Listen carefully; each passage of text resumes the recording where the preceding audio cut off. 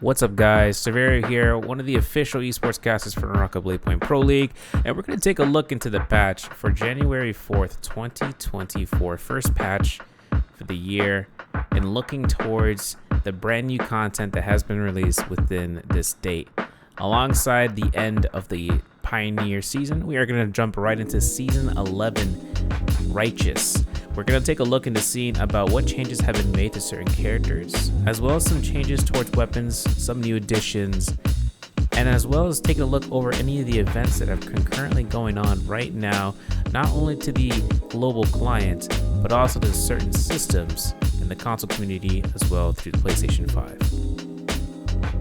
Starting off here into hero adjustments, Yoto Hime getting some changes off of her skills. When casting Flying Edge Resist, the character is immune to hit damage before completing the action of throwing the blade, as well as a change with each ultimate variant having undergone damage adjustments, and as the following goes through, with her multipliers being boosted between V1, V2, and V3 respectively, as well as the healing being increased from 30% to 40% via V1 and V3, whereas V2 went from 60% to 70% of the scaling damage towards healing, and as well as getting a new damage multiplier for her V3 Demon Blade combo, being changed for a 0.4 multiplier increase as it stands.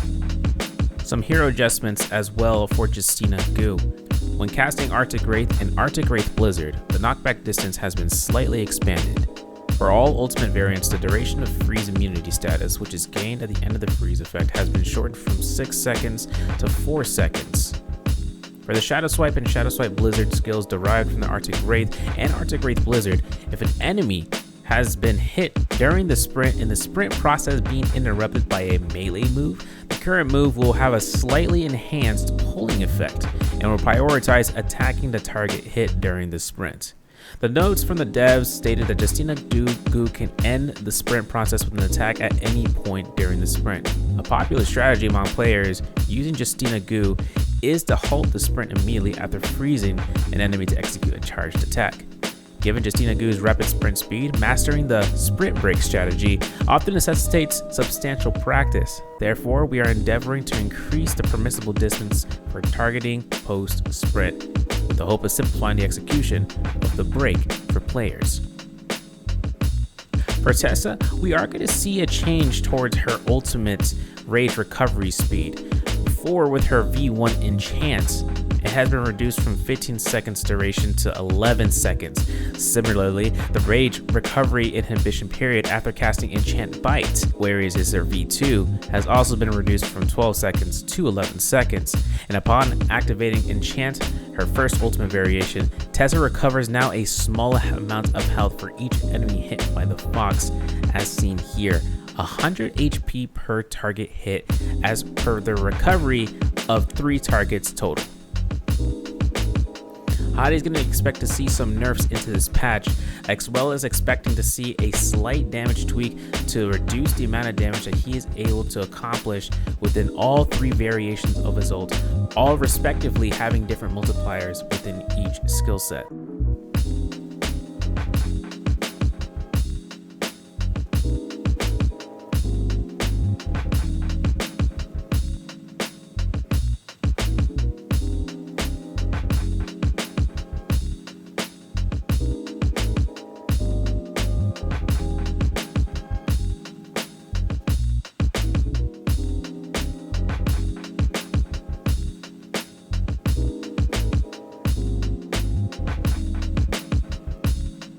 Takeda is going to see some changes alongside his ultimate as well.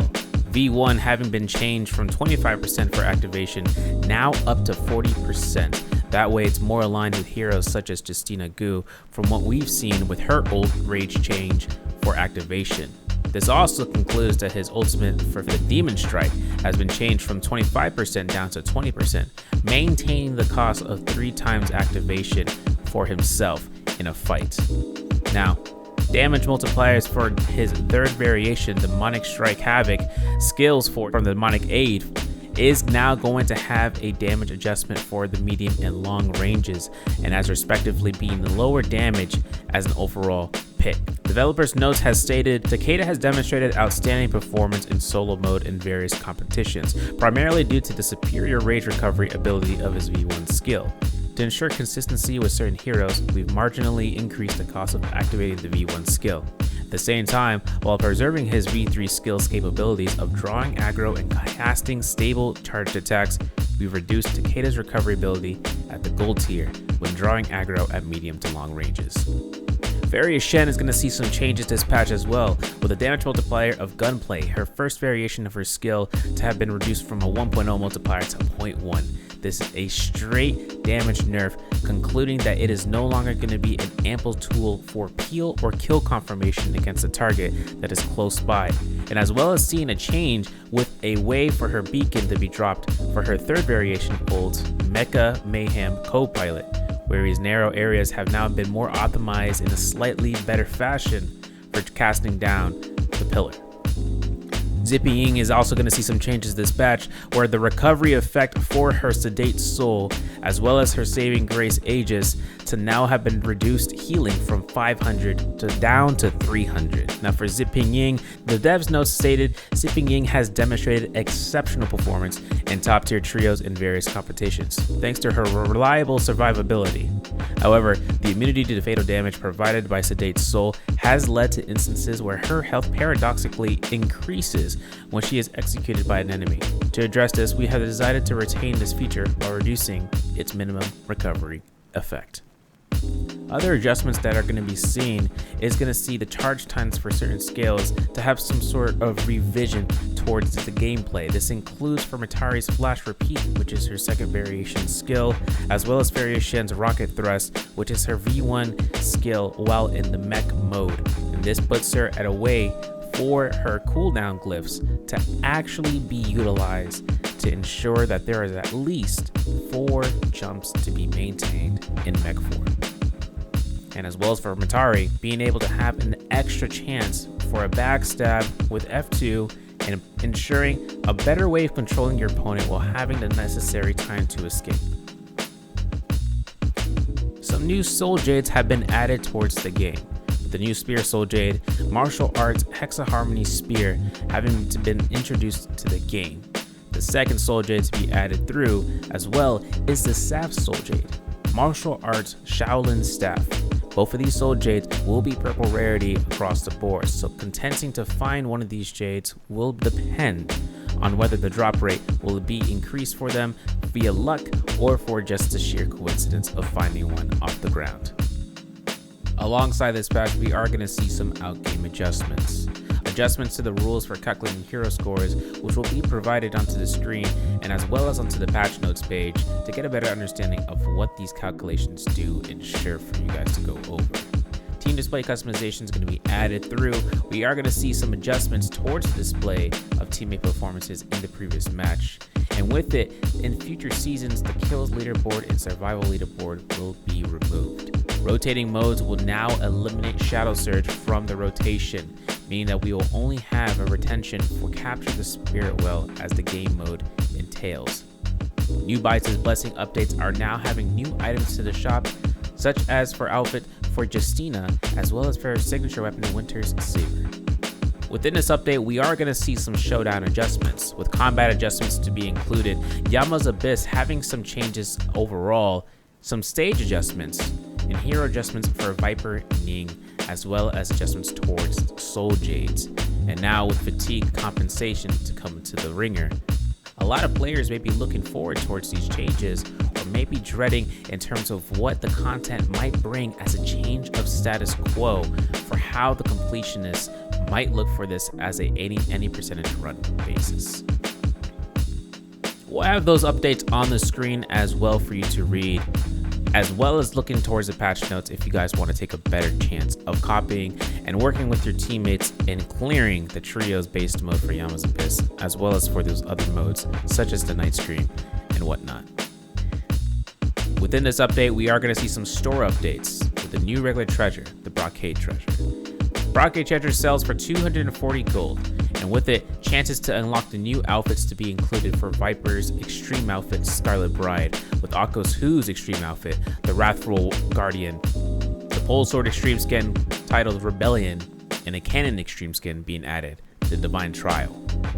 These are going to be limited towards one guaranteed extreme for the chest, with every 10 pulls maximum to include a purple rarity. Please note that this chest is unlimited in terms of duration of time to be available.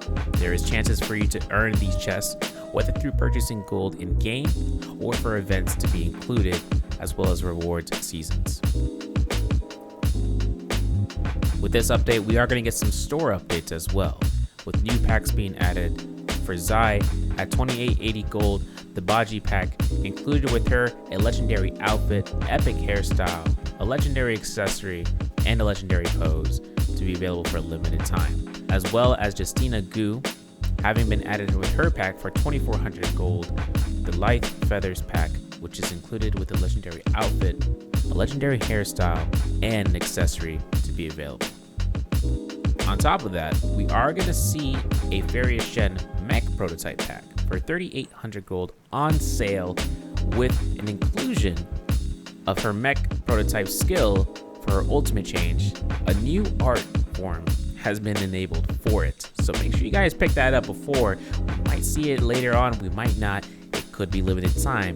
Don't miss out. Some new discounts have also been added into the store. The listed items are on the screen overhead, so make sure you guys take a look into seeing which weapons you might be looking towards in terms of sending out gold at a discounted price before they may or may not come back at all. We are also going to take a look over the discounts that have previously ended for these outfits, as well as accessories and weapons. There are also going to be some new items in the Spectral Silk store to take a look over, with also gold purchase options to now enable the Peerless Treasure Choice gift, which now includes the newly obtained Brocade Treasure. Some bug fixes have gone through during this update, with some hero-related bugs, as well as some audio-related bugs, to now be able to concisely pick out what is and has been fixed. Some feature adjustments have gone through in this update. PlayStation optimization has been made with better concise use of the CPU efficiency, as well as the usage rate of the memory by 80 megabytes, increasing the quality of textures and effects while reducing the game file size for updates, and the client optimization as a whole, providing a better experience for the PlayStation gamers and putting out the systems at its maximum efficiency as possible. PlayStation gamers, get ready for the next battle. We are going to see an exclusive mode be brought forth through the martial artist solos, and it will be open between the period of time of the update on January 4th up until the end of the 31st this month, this year of 2024. After the game mode opens up, there will be a tournament held every day. In groups of 16, players will compete in a 1v1 best of 5 matches to advance, culminating in a group victory, after which the competition will end. Tournaments are hosted on respective servers, each with its own start time. Please select the appropriate tournament to register. Once registered, players are required to join in within 5 minutes after the tournament starts. Now, registration instructions are as follows. To register, open the PlayStation Tournaments card on your PlayStation, or select the PlayStation Tournament or Martial Artist Solo game mode in-game, and then select Start Game. Participation before the tournament starts, please log on to the corresponding server, select Start Game, and access the PlayStation Tournaments card to join. The start times for the tournaments between each region is on the screen up above.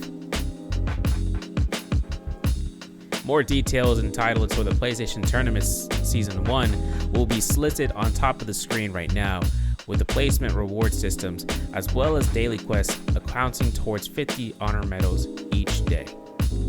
Claim more medals in the mail after advancing, and the quantity awarded for each rank are as follows. Introducing to this update, we are going to have the brand new Congeneric weapon stemming from the katana tree, the Heng sword, a blade of gold refined, a cold glint so divine.